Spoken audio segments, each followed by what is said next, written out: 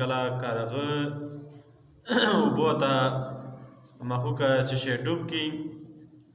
نو دې سره د اوبه څه دي ناپاکې شولې او بیا د اوبو کې دوره اوبه ورکې واچوئ چې دې نه د اوبه څه دي وبهیږي نو دې سره بیا دغه اوبه پاکېږي نه بلکې دغه طریقه چې د غلطه دې سره اوبه پاکېږي نه که د کوم یو شي والا جوټه څه دی هغه ناپاکه او مکروه وي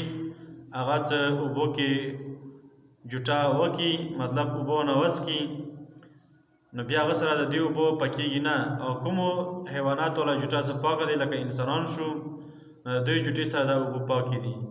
او که کوم حیواناتو والا جوټې مکروه دي یا ناپاکې دي پلیتې دي هغه کې بیا دوره اوبه واچوئ چې هغه نه اوبه وبهیږي نو بیا دې سره پاکېږي نه مکمل هغه اوبه بیا پلیتې دي بیا بدلوي دې سره بل دا ډېر خلک دا طریقه هم کوي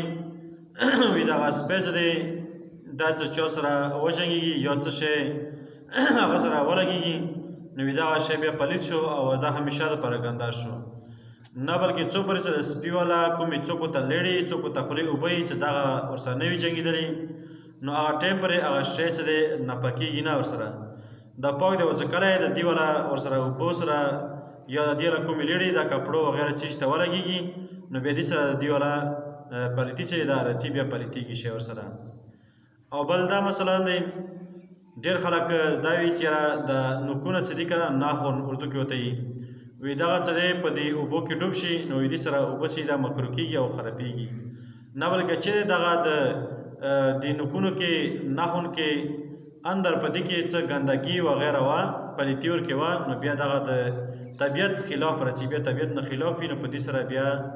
د انسان طبیعت کرکه ونه کوي نو دا بیا بېله خبره دی خو نو دې سره اوبه چې دا پلیتېږي یا خرابېږي نه